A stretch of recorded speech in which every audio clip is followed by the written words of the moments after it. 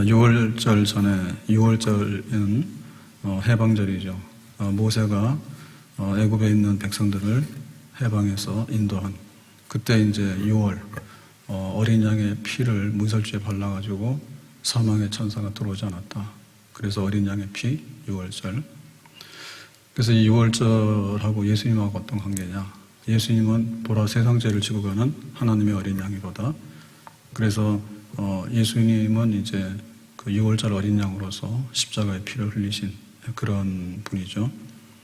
그래서 6월절 그랬을 때 그 6월절 전에 예수께서 자기가 세상을 떠나 아버지께로 돌아가실 때가 이런 줄 아시고, 그래서 이제 아버지께로 돌아간다. 하나님 아버지께로. 이 얘기는 뭡니까? 예수님은 이 땅에서 생을 마감하시고 하나님 보좌 우편에 하나님께로 간다. 죽는다 이 말이죠.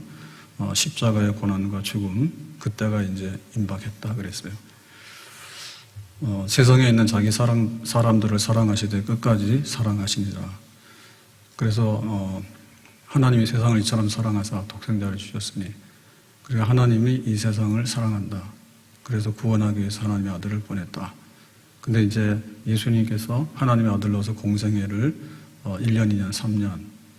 그래서 그 횟수는 이제 6월절을 기준으로 예루살렘 방문할 때 1년, 2년, 3년을 할 수 있거든요. 그러니까 이제 그 예수님의 사역, 그러니까 예수님의 십자가 고난과 죽음은 하나님이 하나님의 백성을 사랑하는 그 표입니다. 그래서 예수님께서 지금 사랑하신다. 그리고 어떻게 사랑합니까? 끝까지 사랑하신다. 끝까지 사랑이라고 하는 것은 최대치, 그러니까 최대치는 죽을 때까지 그런 사랑이죠. 그래서 이제 그런 사랑을 가지고서 예수님은 이 모든 일을 행하셨는데, 지금 이 가는 길이 험하고 마지막에는 고난과 죽음의 길이에요. 그래도 가는 거예요. 뭐 때문에? 예수님은 사랑 때문에 십자가 고난, 십자가의 죽음도 다 감당하시며 계속해서 가고 있는 거예요. 그걸 뭐예요? 알아요. 근데 우리는 보통 경우에 이런 거 잘 모르잖아요. 우리 앞에 어떤 일이 벌어질지 잘 모르잖아요. 그리고 자기에게 좀 불리한 일이 있으면 안 가죠. 불리한 일이 있으면 안 갑니다. 그런데 이제 예수님은 그걸 알면서도 계속해서 가는 겁니다. 그러니까 육신적으로 보면 고난과 죽음이라고 하면 가면 안 되는 거거든요. 근데 하나님 아버지가 하나님의 아들을 보낸 그 구원의 역사를 보면 가야 되는 거예요. 그것이 바로 사랑이에요. 그 사랑이 넘쳐나는데 끝까지. 그러니까 오병이어의 기적. 배고픈 사람들에게 5,000명 먹였다. 그 배고픈 사람한테 먹이는 건 사랑이죠. 베푸는 거죠. 그죠? 근데 그거 가지고 안 되거든요. 금방 허기져서 또 배고프단 말이에요. 그러니까 이제 예수님께서 더 큰 사랑, 고난과 죽음을 통해서 영생을 주고 완전히 구원하려고 하는 그런 사랑. 그 사랑을 향해서 가는 겁니다. 자, 2절에 가서 보니까 이렇습니다. 마귀가 벌써 시몬의 아들 가룟 유다의 마음에, 여기 이제 가룟 유다가 등장해요. 가룟 유다가. 그러니까 예수님은 이제 6월절 지금 만찬, 6월절은 잔치, 해방절이니까 거기서 이제 함께 식사를 하는데, 식사할 때는 원래는 즐겁잖아요. 그리고 혼자 먹는 게 아니라 제자들하고 이렇게 같이 가족들하고 먹는 거잖아요. 굉장히 뜻깊고 이제 굉장히 기쁘고 즐거운 식사라고 볼 수 있는데, 근데 사실은 고난과 죽음이 뒤에 어른거리고 있거든요. 제자들은 눈치를 못 챘어요. 근데 예수님 그걸 너무나 잘 아셔요. 그래서 이게 충돌하는 거죠, 지금. 빛과 어둠이 충돌하는 거죠. 하나님의 사랑과 이제 하나님의 사랑을 반대하는 이런 세력이 충돌하는 거죠. 근데 여기 등장하는 가룟 유다가 그거를 배역을 맡고 있는 거예요. 가룟 유다의 마음에 예수를 팔려는 생각을 넣었더라. 그러니까 예수님은 가룟 유다도 사랑하고 예수님은 모든 세상에 하나님의 백성을 사랑하는데, 그런데 이제 그 예수를 팔려고 하는, 배신하려고 하는 생각을 넣었더라. 이것은 가룟 유다가 독창적으로 한 거냐? 아니죠. 마귀가 그랬어요. 마귀가. 그러니까 하나님의 일을 대적하는 근원은 마귀고, 또 마귀가 시키는 대로 하는 것도 마귀고, 그런 겁니다. 그러니까 마귀하고 가룟 유다하고 합작이죠. 가룟 유다하고 마귀가 합작이에요. 하나님이 구원을 하실 때 천사를 통해서 막 구원하는 게 아니죠. 천사, 눈에 안 보이는 천사를 통해서 구원하는 게 아니고, 또 하나님이 이를 이렇게 훼손할 때 마귀 혼자도 하는 게 아니죠. 처음에 이제 아담과 하와도 선악과 먹지 마라. 근데 선악과를 먹었잖아요. 그때도 보면 뱀이 하와를 유혹하고, 그래서 하나님을 대적하는 것은 사탄의 세력, 마귀인데, 근데 그 누구 통해서 하냐면 정신 차리지 못하는 아담, 그 다음에 또 하와, 이런 사람들 통해서 한단 말이에요. 그러니까 이번에도 예수님은 이렇게 사랑으로 구원하려고 하는 일을 하는데 또 마귀가 가룟 유다를 통해서 역사해서, 그래서 만약에 가룟 유다가 나 아니야 라고 했으면 어떻게 될까요? 아닌 거죠. 하와가 안 돼 라고 했으면 그 뱀이 유혹하는 건 안 되는 거죠. 그런데 이 가룟 유다가 이걸 받아들였거든요. 놓고 하니까 누구세요? 그럴 때 마귀야 그랬더니 그러면 들어오세요. 이게 받아들인 거잖아요. 이게 책임은 누구한테 있어요? 마귀에게 있는 동시에 또한 누구한테 있습니까? 가룟 유다에게 있죠. 가룟 유다가 안 돼, 딴짓 가봐 그랬으면 마귀가 다른 것을 통해서 역사할 거 아니에요. 그래서 여기 지금 보면 우리가 하나님의 음성을 듣는가. 예수님은 항상 하나님의 음성을 들었습니다. 하나님 아버지가 나를 보냈다. 근데 내가 떡 주는 일만 하는 게 아니라 영생을 주었느니라. 근데 그 영생을 주려고 어마어마한 희생과 대가가 필요하다. 그거는 예수님의 고난과 죽음이다. 그걸 항상 이렇게 마음에 품고 그거를 이렇게 유지했단 말이에요. 그 여기는 바로 성령의 역사죠. 성령이여 금성을 항상 들려줍소서. 성령께서 어떻게 우리에게 음성을 들려주시는가? 언약궤를 싣고 베스메소로 가는 암소, 송아지가 젖달라고 울잖아요. 그러면 짐승은 본능상 어떻게 해요? 돌아서서 가야 되죠. 새끼 찾아가야 되잖아요. 근데 지금 이 암소는 뭐합니까? 하나님의 언약궤를 베스메소로 옮겨가라 그랬다고. 그러니까는 눈물은 나지만은 마음의 의지는 뭐예요? 앞을 향해서 가는 거지. 지금 예수님은 그렇게 가는 거죠. 그런데 가룟 유다는 뭐 했습니까? 예수님 팔아라 그러니까는 돈 계산하죠. 가룟 유다가 제자 중에서 이제 재정을 맡았잖아요.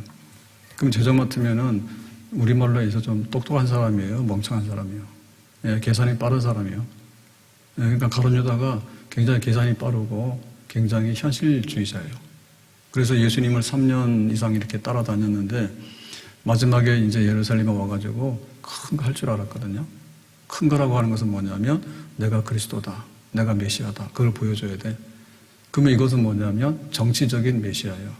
정치적인 메시아라고 하는 것은 지금 로마의 압제를 받고 있기 때문에 로마를 물리치는 거예요. 다윗이 골리앗을 이기고 또 주변 나라를 이겼던 것처럼. 그러한 이제 정치적인 행위를 하는 예수님을 지금 기대를 했거든요. 근데 이제 하루 이틀 이렇게 지나고 보니까 예수님께서 도무지 뭔가를 할 것 같지가 않아요. 그러면은 지금 예수는 고난받고 죽으시는 길로 가고 있는데 마귀의 역사, 그 다음에 그거를 또 통해서 이제 제사장이라든지 바리새인이라든지 또 장로들이라든지 이런 그 기득권을 가진 예루살렘의 세력들은 예수님을 이번에 죽이려고 작정을 한 거죠. 그러니까는 예수를 대적하는 세력하고 예수님하고 이렇게 딱 보니까 누가 이길 것 같아요? 이쪽 편이 이길 것 같아요. 예수님은 뭔가를 해야 되는데 할 기미가 안 보여. 그런데 지금 여기 예수를 박해해서 죽이려고 하는 사람들은 아주 그냥 똘똘 뭉쳐가지고 단단하게 지금 이 일을 하고 있는 것을 보니까 가룟 유다가 계산하는 거죠. 저울에 어느 편으로 붙을까 하다가 지금까지는 예수님과 함께 했지만 이제는 마음을 바꾼 거죠. 예수님은 안 되겠다.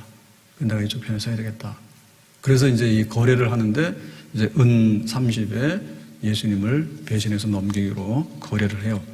자, 이런 거를 마귀가 주고 가룟 유다가 생각하고 있었는데 때가 됐다. 지금 이제 6월절 만찬하는 자리에서 내가 안 되겠다. 예수를 버리고 저쪽 편에 가야 되겠다. 이런 생각하게 된 겁니다. 자, 3절에 보니까 저녁 먹는 중, 그러니까 이제 만찬 즐거운 식사를 하고 있는 중인데 사실은 슬프죠. 제자들은 모르죠. 근데 예수님은 알잖아요. 가룟 유다가 밥 먹고 있는데 나를 배신할 거야. 알고 있어.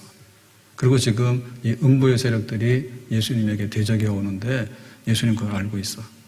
아버지께서 모든 것을 자기 손에 맡기신 것과 또 자기가 하나님께로 또 오셨다가 하나님께로 돌아갔을 것을 아시고, 그러니까 이제 왔다 갔다 하는 얘기는 하나님이 세상을 처럼 사랑하사 예수님 보내서 예수님께서 다시 보좌 우편으로 돌아가셔야 되는데 뭐하고 돌아가야 돼요?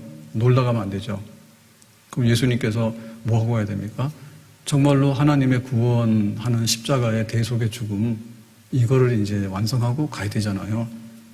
가장 중요한 예수님의 사명이지 않습니까? 이제 그것을 이제 때가 됐다라고 예수님은 만찬 자리에서 지금 마음에 그걸 팍 느끼고 있는 거예요.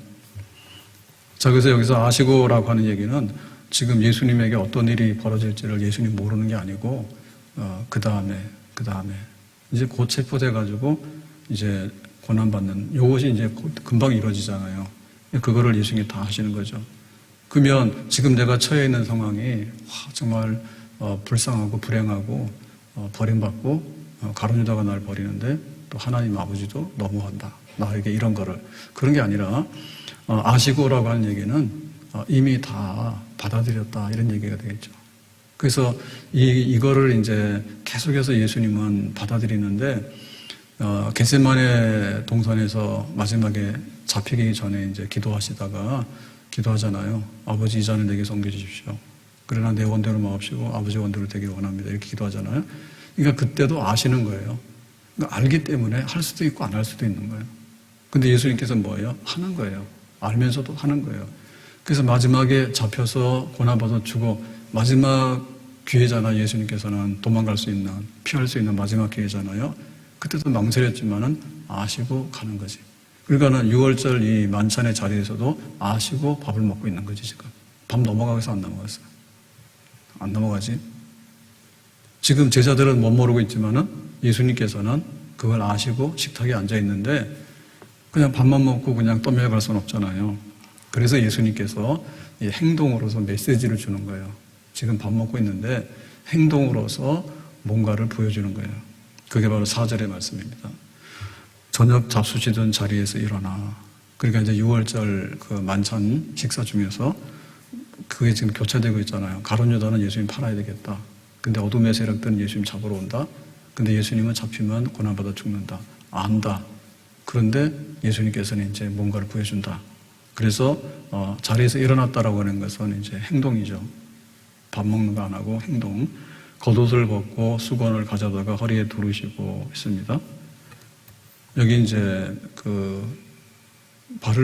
제자들의 발을 씻는 건데 일어났다. 그 다음에 겉옷을 벗었다. 그리고 수건을 가져왔다. 허리에 둘렀다. 라고 하는 것은 연속 동작입니다. 말은 굉장히 길지만은 그냥 행위는 그냥 일어났다 그 얘기예요. 이렇게. 이거를 지금 굉장히 의미 있게 묘사하는 거예요. 그래서 우리가 볼 때 그냥 지나가면서 산이네라고 하면은 그냥 산입니다. 근데 우리가 그걸 쪼개서 볼 때 지금 봄 기운이 완연한 산입니다. 예? 근데 막 새소리도 봄 같습니다. 뭐 벚꽃이 막 비가 와서 또 바람이 부니까 벚꽃이 촤촤 떨어졌는데 그렇습니다. 라고 하면은 이제 상세하게 묘사를 하는 거잖아요. 그래서 지금 중요한 행위가 아니면은 상세하게 묘사할 필요가 없어요. 오늘 일기를 쓰라 했다. 아침에 일어났다. 점심 먹었다. 저녁 먹었다. 잤다. 이러면은 별로 의미가 없어요. 예, 근데 내가 아침에 일어났다. 근데 세수를 한다. 근데 오늘 내가 뭔가를 생각하는데 참 오늘은 신기한 날이다. 참 사는 것이 이런가. 뭐 이렇게 느꼈다고 그러면은 그게 이제 어떤 행동이 거기에 들어가게 되는 거죠. 그래서 예수님의 이 제자들의 발을 씻는 행위가 굉장히 의미 있는 행위인 것을 한 장면 이렇게 설명을 하고 있는 겁니다. 네, 5절에 보니까 이에 대야에 물을 떠서 드디어 이제 제자들의 발을 씻기는 겁니다. 제자들의 발을 씻기시고 그 두신 수건으로 닦기를 시작하여. 그러니까 이제 밥 먹다가 이런 일을 하니까 제자들이 어떻게 되겠어요? 예, 밥 먹는데 빠져 있다가 지금 예수님에게로 이제 관심이 가야 되겠죠. 이거 지금 누가 해야 될 일이에요?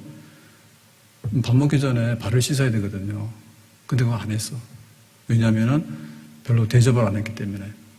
지금 집에 종이 이제 손님들 발을 씻어줘야 되거든, 물로 깨끗하게. 왜냐면 위생의 문제인데 그거는 그 당시에 그랬어요. 그러니까는 발을 씻어서 정결하게 해서 식사를 하는 거예요. 밥만 먹으면 안 돼요. 근데 이거 생략된 거예요. 그러니까 예수님께서 이걸 이용해가지고 제자들의 발을 깨끗하게 씻기시는 행동을 하게 된 거죠. 자, 그럼 여기서 이제 그 발을 씻겼다라고 하는 것은 뭐냐? 깨끗해졌다는 의미가 있잖아요.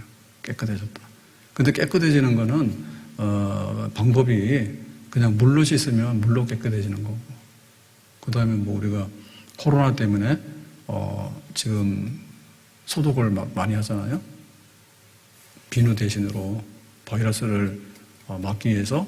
그러면은 그거는 뭐냐면 좀 더 물로 닦아내는 게 아니라 사실은 비누 세제해가지고 더 깨끗하게 닦아냈다는 얘기죠. 그리고 또 뭐 만약에 이제 수술을 한다. 그러면은 이거보다 더 하죠, 그죠? 수술하게 되면은 감염 이런 것 때문에 또 훨씬 더 소독을 많이 하고 그게 이제 병이 더 이렇게 도지지 않도록 감염되지 않도록 굉장히 주의를 합니다. 그 씻는 게 여러 가지가 있는데 겉으로 씻는 게 있고 속으로 씻는 게 있잖아요. 예? 속으로 씻는 게 있는데 속으로 씻는 것도 정말 깨끗하게 씻어낼 수가 있는가 하면 그게 잘 안 된단 말입니다. 마음에 안 좋은 생각이 들었어요. 그러면 어떻게 돼요? 마음에 안 좋은 생각이 들면 예를 들면 가서 세수하면 하자. 그럴 수 있는 거죠. 좀 이렇게 정리하기 위해서. 근데 그것은 세수를 100번 한다 해가지고 마음에 안 좋은 생각이 없어지는 건 아니에요. 그러니까 좀 더 효과는 있지만 그 마음에 작용하는 거는 물 가지고 안 되는 거지. 효력이. 근데 씻는 것 중에서도 제일 귀하게 씻는 것이 뭐냐면 피로 씻는 거예요. 피는 뭡니까? 생명이잖아요, 생명. 피로 씻어서 정말 이거를 완전히 재생시키는 거죠. 새롭게 하는 거죠. 생명으로서 생명을 새롭게 하는 거예요. 피로서 씻는 거예요. 그러니까 우리가 더러운 게 묻으면 씻어내야 되는데 그거는 짐승의 피를 가지고서 씻어서 하나님 앞에서 그 피의 죄값을 지불하고 해서 그걸 씻었단 말이에요. 그래서 여기 지금 물이 동원되는데 이거는 씻는다. 하나님의 백성으로 씻어낸다 이런데. 하나님 백성으로 이렇게 깨끗해야 돼. 그걸 씻어내는 거예요. 하나님 백성으로서. 그래서 우리가 보면 구약, 신약 이렇게 얘기할 때 자, 구약도 피로 맺은 언약이고 신약도 피로 맺은 언약이에요. 그러면 구약의 피로 맺은 언약은 모세 시내산의 언약이죠. 6월절 어린 양에도 보면 어린 양의 피를 문설주에 발라가지고 죽음의 천사가 못 들어오게 했잖아요. 근데 이제 모세가 시내산에 왔을 때 하나님 백성들을 모아놓고 하나님 여기 계시는데 하나님 백성들하고 이렇게 계약서를 쓰는 겁니다. 계약서를 쓸 때 중간에서 중보하는 게 바로 모세예요. 하나님 편에서 백성 편에서 중간에 서가지고 그럴 때 하나님께서 야 써 그러니까는 첫째 내 앞에 다른 신을 두지 마라. 아멘. 그래가지고 아멘. 그렇게 해서 쓰는 거죠. 자 이렇게 해서 이제 그 하나님 백성으로서 이제 그 피를 가지고서 씻었다. 그래서 그 모세가 시내산에서 언약을 할 때 사인을 뭐라 했냐면 피로 한다고. 피로. 예. 짐승의 피를 가지고서 이제 하나님께서도 사인한 거고 하나님 백성도 사인한 거고 그래서 이제 이 백성은 피로 깨끗하게 씻은 백성. 그리고 피값으로서 이제는 자기가 책임을 져야 되는 백성이다. 이렇게 한 거죠. 근데 사실 이거는 이제 완성된 건 아니고 그 짐승의 피가 완성된 게 아니잖아요. 그래서 하나님과 우리 사이에 근데 우리는 지금 거룩하지 못해서 죄가 많은 시커먼 백성이라 그러니까 하나님의 아들 예수님이 중간에 서서 십자가에서 고난받고 죽으실 때 뭐를 흘렸어요? 피를 흘렸죠. 예수님이 생명이죠. 그죠? 그러니까 그 피를 가지고서 이제 하나님과 하나님 백성이 만나도록 해서 하나님이 약속한 것을 지키고 또 하나님 백성이 약속한 것을 하나님께 이행하고 사인할 때 예수님의 고난과 죽음이라고 하는 예수님 피로서 사인하는 거예요. 그러니까 짐승의 피로서 씻어낸 구약의 백성들하고 하나님의 아들 예수님의 피로서 씻은 백성들하고 누가 더 깨끗하겠어요? 네, 구약의 그 양의 피나 소의 피로서 씻은 백성들은 하나의 그 상징적인 것이지 진짜 내면의 모든 것이 씻어졌다고 보기 어렵죠. 그러니까 이제 예수님께서 십자가에서 고난과 죽음이라고 하는 피를 통해서 그야말로 흠이 하나도 없는 그런 예수님의 백성, 하나님의 새 백성을 이제 탄생시키는 거예요. 그러니까 그 일을 하기 위해서 십자가에서 고난받고 죽으시는 그거예요. 그래서 이제 물 가지고서 발을 씻었던 얘기는 단순하게 먼지만 제거하는 게 아니라 우리의 죄를 다 깨끗하게 씻어내는 그런 것을 이제 보여주시는 거죠. 예수 십자가에 흘린 피로써 그대는 씻기어 있는가. 다 같이 더러운 죄 희게 하는 능력을 의지하는가. 예수의 보혈로 그대는 씻기어 있는가. 마음속에 여러 가지 죄악이 깨끗이 씻기어 있는가. 다시 예수 십자가에 흘린 피로써 그대는 씻기어 있는가. 더러운 죄 희게 하는 능력을 그대는 참 의지하는가. 예수의 보혈로 그대는 씻기어 있는가. 마음속에 여러 가지 죄악이 깨끗이 씻기어 있는가. 지금 6월절 잔치하는 식탁에서 즐겁게 막 풍성하게. 근데 이제 그 예수님은 6월절 어린 양으로서 이제 피를 흘려서 깨끗하게 씻으려고 하는 그 이제 십자가 사역을 앞에 두고 그거에 앞서서 제자들의 발을 씻기면서 내 피로 너희들을 씻어서 내 백성으로 삼겠다. 이제 이런 뜻으로 이거를 보면 됩니다. 자, 여기까지 진행되니까 제자들은 정말 생뚱맞겠죠. 밥 먹다가 왜 또 발을 씻으며 또 그걸 또 하찮은 종들이 해야 되는데 예수님께서 이렇게 하시는가. 그래가지고 이제 밥 먹다 분위기가 완전히 깨졌습니다. 그러니까 또 덤벼드는 사람 누구죠? 제자들 중에는 성질이 급한 베드로가 달라들죠.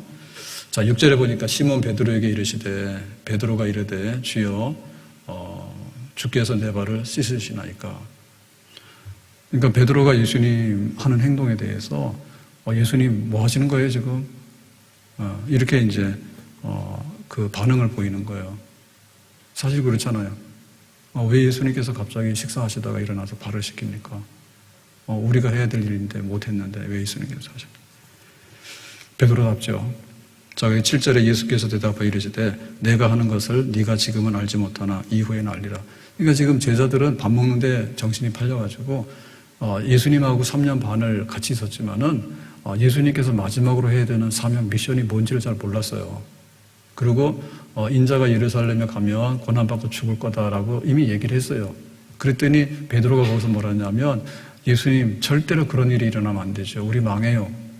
예수님께서 뭔가를 큰 일을 하셔서 지금 정치적인 메시아로서 세상을 뒤집어 놓고 우리가 거기에 아주 힘입어가지고 예수님 따라다녔으니까 좌정성 우정성하고 장관도 하고 총리도 하고 막 이런 거 해야 되는데 예수님께서 무슨 그런 일을 당하십니까? 라고 했다가 그때 엄청 혼난 적이 있죠. 사탄아 물러가라. 그랬죠. 그래서 베드로가 정신이 좀 그랬잖아요. 나는 예수님을 위해서 했는데 예수님께서 왜 나한테 그렇게 막 책망하시나? 그런데 그때도 뭐였어요? 몰랐죠. 그때도 예수님께서 하시는 의미를 제자들은 못 알아들었어요. 고난받고 죽으신다는 그거는 알았는데 그 일이 얼마나 귀하고 그것이 무슨 혜택을 가져오는지 몰랐어. 자기는 손해인 줄 알았다. 예수님께 투자한 게 얼마인데 3년 반 따라다녔는데 예수님께서 죽으시면 우리는 뭐 다 바보 아닙니까? 그렇게 알았기 때문에 몰랐죠. 똑같은 거죠, 지금도. 지금 이제 6월절 만찬을 하면 이제 겟세마네 동산으로 나가실 거고 잡혀서 죽으시는 그게 쫙 벌어지는데 지금 베드로는 모르기 때문에 예수님께서 하시는 행동에 대해서 알지 못하기 때문에 예수님 잠깐요. 왜 이렇게 발을 씻어요? 우리가 해드려야 되는데 이렇게 말하는 거죠. 인간적인 거죠. 자, 8절에 베드로가 이르되 내 발을 절대로 씻지 못하시리이다. 절대로 씻지 못합니다. 라는 얘기는 베드로다운 표현이에요. 다른 제자들은 다 주님을 버리고 도망갈지언정 나는 절대로 안 하겠습니다. 절대로 안 하겠습니다. 또 하잖아요. 예수님 그거는 지금 하시는 일이 아니에요. 절대로 하지 마세요. 내 발 못 씻어요. 그러니까 또 베드로가 나서서 이렇게 강경하게 이제 그거를 이제 거부하는 거예요. 그랬더니 예수님께서 대답하시되 내가 너를 씻어주지 아니하면 네가 나와 상관이 없느니라 그랬죠. 그럼 우리 같으면 그렇잖아요. 뭔가 호의를 베풀어서 상대방이 또 호의가 있는 그런 대답을 해오면은 한 편이 되잖아. 그러다 보면 뒤섞이잖아요. 뭐 식사합시다. 좋아요. 밥 먹읍시다. 뭐 이렇게 해서 이렇게 우호적이 되잖아요. 근데 예수님께서 어때요? 아주 칼이죠. 안 한다 그죠? 너는 나하고 상관없는 사람이야. 내가 너의 발을 씻을게. 그랬더니 베드로가 선생님이 어떻게 나 같은 사람의 발을 씻습니까? 그거는 안 돼요. 라고 하니까 야, 너는 그래도 참 의리도 있고 또 다른 제자들은 아무 말도 안 하고 있는데 네가 내 편에 서가지고 뭔가 나를 옹호하는 내 편이구나 이렇게 받아들인 게 아니라 내가 너의 발을 씻어주지 않으면 너는 나와 상관이 없다. 아무런 관계가 없는 타인이다. 그런 얘기죠. 그러니까는 예수님의 피로 씻어야 되는데 예수님의 피로 씻지 않으면 어떻게 돼요? 상관이 없는 사람이요. 상관이 없는 사람. 우리 아내도 교회라고 모였어요. 교회라고 모였는데 이 안에도 어떻게 보면은 이 씻어지지 않은 사람이 있을 수도 있어요. 우리는 겉으로만 알 뿐이에요. 예수를 믿어요라고 하니까 그래. 그러면은 여러 증인들 앞에서 하나님 앞에서 나 예수 믿는다고 얘기해봐라 하니까 아멘 했단 말이에요. 그러니까 우리는 뭐예요?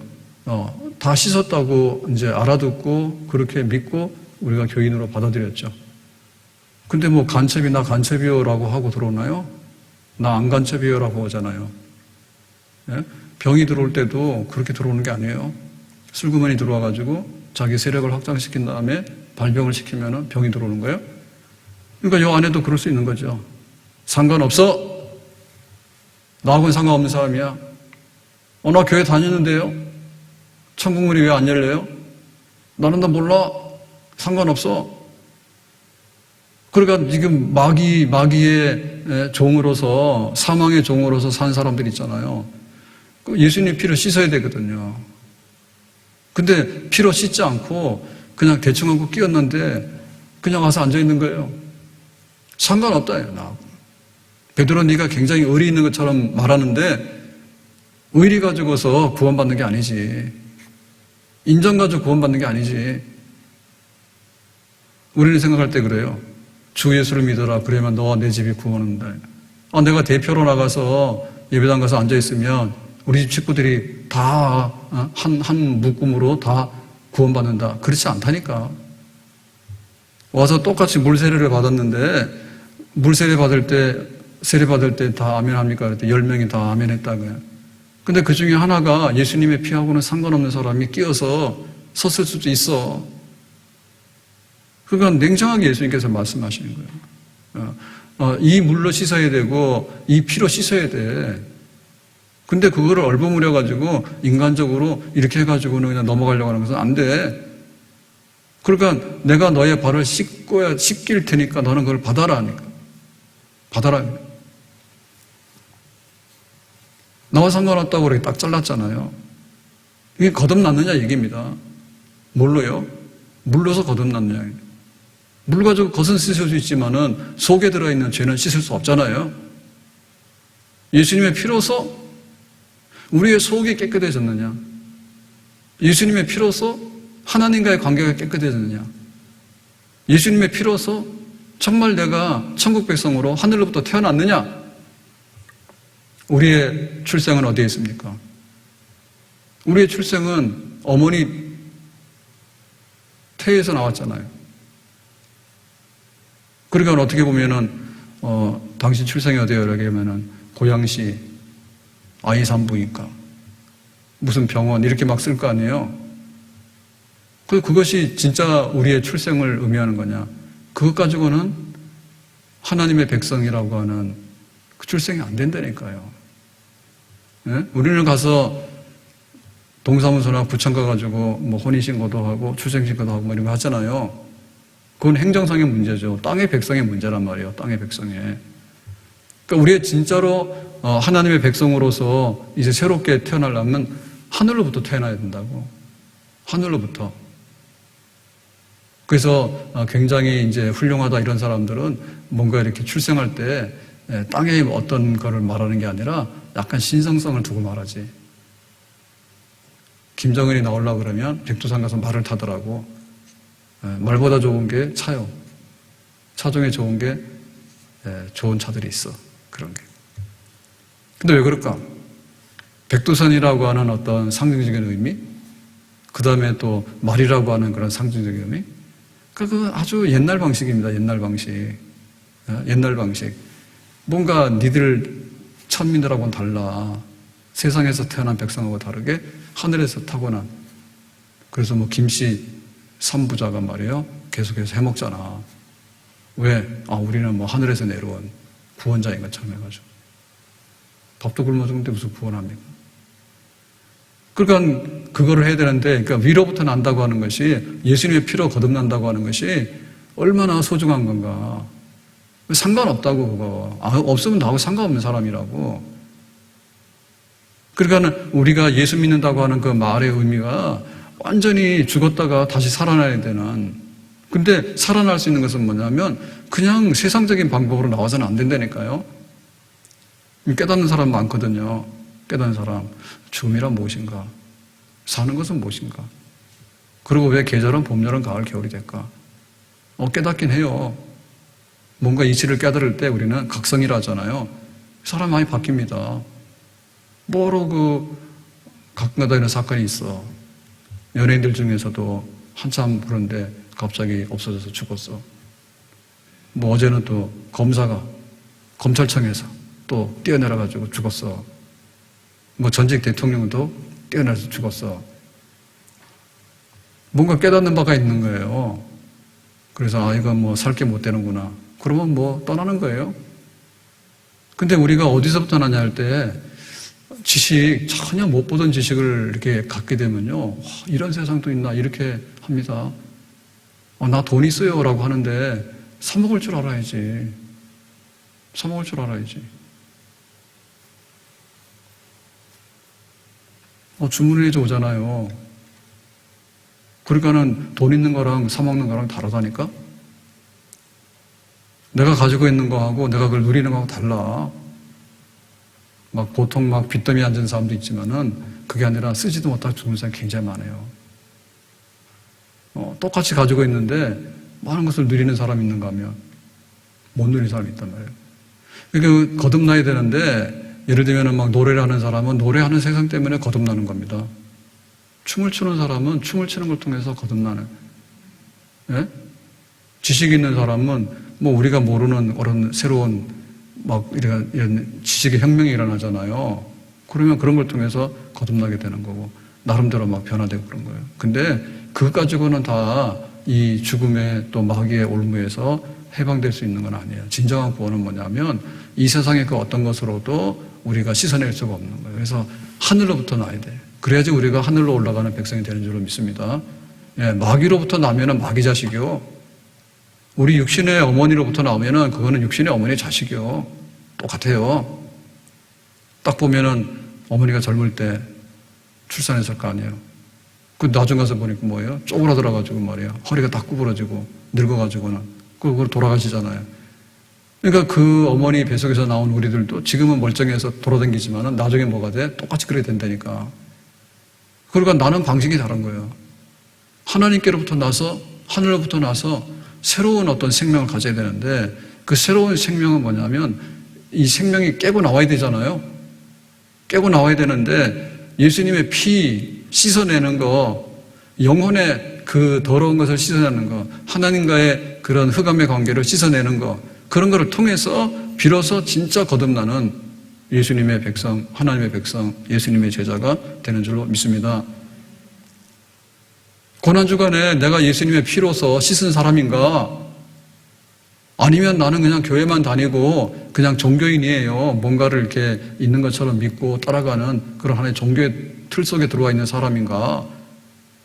정말 예수님의 피로서 거듭난 생명이 있는 사람인가? 베드로가 그랬잖아요. 그거 필요 없는 것 같은데요? 아니다 말이야. 이거 너 없으면 나하고는 상관없는 사람이야. 절대로 거듭나야 돼. 예수님 피로 씻어야 돼. 자, 그랬더니 9절에 베드로가 또 그러는 겁니다. 시몬 베드로가 이르되 주여 내 발뿐 아니라 손과 머리도 씻어 주옵소서. 또 베드로는 그렇잖아요. 앞으로 갔다 뒤로 갔다 막 하잖아요. 그죠? 그러니까 이번에는 뭡니까? 내 발 가지고 안 되잖아요. 손도 씻어주시고요. 머리도 씻어주시고 다 하잖아요. 그러니까 또 예수님이 뭐라는 거야? 10절에 예수께서 이르시되 이미 목욕한 자는 발밖에 씻을 필요가 없느니라. 그때그때마다 계속해서 목욕을 하면은 필요가 없는 거지. 예? 아침에 샤워하고, 그 다음에 또 점심 때 샤워하고, 오후 때 샤워하고, 잠자기 전에 샤워하고, 자다가도 일어나 샤워하고. 그럼 24시간에 하루 종일 목욕만 해도 끝나겠네? 우리 지금 이게 많이 하는데, 굉장히 상황이 좋아가지고 많이 하는데, 옛날 같으면 명절에 한번 할까? 옛날에는 이 공중 목욕탕이 없었잖아요. 위생이 안 좋았잖아요. 그죠? 그러니까 처음에 막 동네 목욕탕이 생길 때, 동네 목욕탕에 가는 사람들은 자주 못 가요. 멀기도 하고 돈도 내고 그러니까. 그러니까 명절 때 되면 꼭 그러잖아. 깨끗하게 하고 오라 해서 옛날에 그런 기억이 있어요. 옛날에. 그래 가면은 너무너무 많아가지고 목욕탕 들어갈 수가 없어. 그리고 들어갔다 하면은 사실 몰라서 그렇지 더러워서 살 수가 없는 거예요. 왜냐하면 너무 많이 오기 때문에 동네 때는 다 묻혀. 그러니까 이거 필요가 없는 거예요. 목욕하는 거는 뭐 하루에 한 번 하면 되는 거지. 그때마다 가서 시간마다 목욕하면 언제 일하냐고. 그거는 손이 발이 더러워지면 그것만 조금만 부분적으로 하면 돼, 그죠? 그래서 예수님의 피로서 거듭날 때 첫째는 목욕하는 겁니다. 완전히 들어갔다 나와야 됩니다. 머리끝부터 발끝까지. 그게 중생이에요. 적당하게 돼가지고 그런 것도 같고 아닌 것도 같고. 그렇게 되면 안 되죠. 내 지식이나 내 마음이나 내 의지나 정말 새 사람이 된 거예요. 태초에 하나님이 천지를 창조하시니라. 그게 딱 들어오는 거예요. 어떨 때 보면은 산은 산이고 물은 물이네 이랬다가 어떨 때는 가서 뭐 이상한 근데 정말 그게 딱 거듭난 사람이 뭐냐면 하나님이 이 세상을 지으셨다. 내가 산을 향하여 눈을 들리라 나의 도움이 어디서 올고 어떻게 산에 가서 야고만 하고 오냐고 하나님 찬양하고 오는 거죠. 그러게 이렇게 거듭난 거잖아요. 그러니까 이게 이제 목욕한 거잖아요. 그럼 그렇다 해가지고 우리가 또 손과 발이 더러워지지 않느냐면 또 더러워져요. 그래서 제일 중요한 게 이 손을 좀 씻어라. 그래서 병원 가면은 손 씻기를 잘해서 이런 거 막 써놨잖아요. 그 사실 우리가 잘 모르거든요. 왜냐하면 우리가 의학적인 지식들이 많지 않기 때문에. 그런데 감기가 뭐냐? 뭐 상기도, 감염증, 뭐 의학적으로는 그렇대요. 그러니까 거의 다 코로 들어가는 거예요. 코로 들어가는데 저절로 들어가느냐? 그건 아니죠. 대부분의 경우는 뭔가 균, 나쁜 이제 그런 게 묻어서 들어갈 때 다른 사람이 와서 이렇게 막 내 코를 만지면은 그 사람 거 들어갈 거예요. 근데 대부분의 경우는 자기 손, 자기도 몰라. 나는 가만히 있는 것처럼 여기지만 나도 모르게 손이 막 간다고. 그래가지고는 여기로 들었던 것이 여기로 가고, 여기로 갔던 것이 요 안에 가서 이제 싸워가지고 이기면은 감기 증상이 나타나는 거지. 그렇게 나타나는 거예요. 그러니까 우리는 부득불 오염이 될 수밖에 없어요. 오염이 될 수밖에 없다니까요. 공기를 흡입할 때 항상 이 공기가 맑은 공기냐면 그렇지는 않잖아요. 여기에 막 나쁜 것도 막 들어가잖아. 걸러내는데 그게 다 안 걸러진다니까요. 왜? 세상 자체가 죄로 오염되어 있는 세상이기 때문에 평생에 한 번 목욕해가지고 그 다음에 그 사람 어떻게 살려고 그래. 못 살지. 그러면 때때로 손 씻고 세수하고 그거는 반복하는 거죠. 그것도 역시 뭡니까? 예수님의 피예요. 목욕은 한 번만 하면 되는 거고 손 씻고 발 씻는 거는 자주 하는 게 좋은 거예요. 왜냐하면 손과 발로 우리가 활동을 하고 살기 때문에 그런 거예요. 독방에 앉혀놓고 가만히 앉혀놓고 독도에 가서 가만 앉아있고 산속에 가만 앉아있고 그러면 비교적 이게 오염이 덜 되죠. 근데 그렇다고 해서 오염이 안 되는 건 아니에요. 근데 우리 같이 도시 생활을 하면서 또 결혼해가지고 가정을 꾸리고 또 직장도 가고 얼마나 많은 사람들 만나냐고. 그래서 거기서 얼마나 많은 주고받는 일이 벌어지냐고. 그럴 때마다 항상 선하게 하고 자비를 베풀고 긍휼을 베풀고 사랑으로 행하고 마음에는 그렇게 하고 싶은데 현실이 그래 잘 안 돼요. 뭐 나 살겠다고 가다 보니까 막 상대방한테 피해를 줄 수도 있고 그런 거죠. 그리고 내가 결심한 게 있지만 그 결심을 이행하지 못하는 것도 있고 그런 거죠. 그때마다 우리가 씻어내야 되거든요. 그래야지 그 사람 깨끗한 거예요. 그게 깨끗한 거예요. 그러니까 우리가 깔끔하게 하고 깨끗하게 하고라고 하는 것은요, 지속성이 있어야 돼요. 지속적인 관리가 돼야지 되는 거지. 고양시도 이제 신도시가 이제 수명이 좀 이렇게 많이 연령이 올라갔잖아요. 그럼 90년부터 왔으니까 30년이 넘었단 말이에요. 초창기에 심은 가로수들이 어떻게 됐느냐? 예, 가로수들 대부분은 굉장히 성장이 좋은 것들을 많이 심었어요. 근데 막 시내 가보면 다 쳤다니까. 처음에는 가지만 좀 치다가 이제는 막 둥치까지 막 치고 막 그러더라고. 예. 왜냐면 세월이 갔기 때문에. 그러니까는 우리가 내가 예수 믿어서 중생에서 거듭나는 천국 백성이 됐지만은 살아가는 동안에 교회 안에서도 잘못된 일들이 벌어질 수 있죠. 교회 안에서도. 교회 안에서도. 바깥에 나가면 더 하죠. 그때그때마다 가지치기 해야 되는 거고, 겨울 되면은 뭐야, 겨울나기, 겨울살이를 준비해야 되는 거죠. 잘못하면 나무도 얼어붙잖아요. 죽잖아요. 그리고 겨울살이를 준비하고, 또 이제 철 따라서 뭔가 잘 될 수 있도록 그렇게 해야지 된다고. 근데 이게 이 벚꽃 같은 거는 꽃부터 핀 다음에 이제 잎이 나오잖아요. 그러고는 빨리 핀 꽃은 빨리 떨어져서 잎이 나왔다니까. 나름대로 자기가 다 그 작용을 하는 거예요. 꽃만 계속해서 못 살 거야 아마. 벚꽃이 피었는데 가을까지 벚꽃만 피었다. 그럼 그건 죽겠지 그 나무가. 나름대로는 계속해서 탈바꿈을 하는 겁니다. 어느 쪽으로? 생명적으로, 새로워지는 쪽으로 변화가고 있어요. 근데 사람은 새롭게 변화되는 면이 있어요, 사람들에게도. 근데 사람에게는 퇴행성이 있어요. 죄성이 있어요. 그래서 우리가 아무리 좋은 거를 먹고, 좋은 거를 가꾸고, 돈도 벌고, 문화적인 혜택을 많이 누린다 하더라도, 그 죄가 점점 없어지는 건 아니에요. 바벨탑은 싸우면 싸울수록 더 위험하고 무너지는 거예요. 그러니까 하나님 앞에 갔을 때 내가 오늘 어떻게 손이 때묻었는가를 봐야지 그 다음날 그걸 안 한다니까. 그래서 날마다 말씀을 돌아보고 날마다 성령의 음성을 듣고 예수님의 피를 통해서 내 손이 이렇게 더러워졌으니까 다음에는 안 하겠다라고 하면은 거룩해지는 겁니다. 점점 더 거룩해지는 거예요. 그러니까 예수님께서 말씀하신 거예요. 밥 먹다가 이거 먹고 그냥 좋다고 해서 끝나면 안 돼.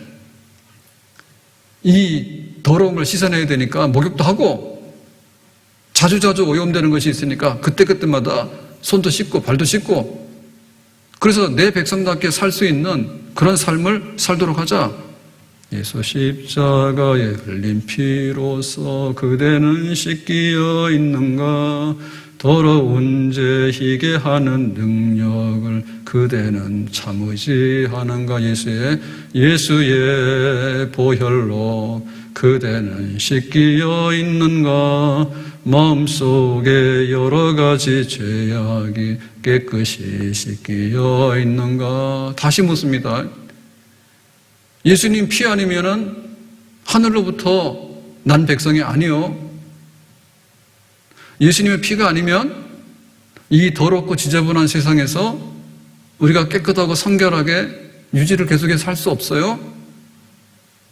위생이 안 좋으면은 감기 되는 거예요. 또 감기 심하면 더 큰 병으로도 갈 수 있는 거예요.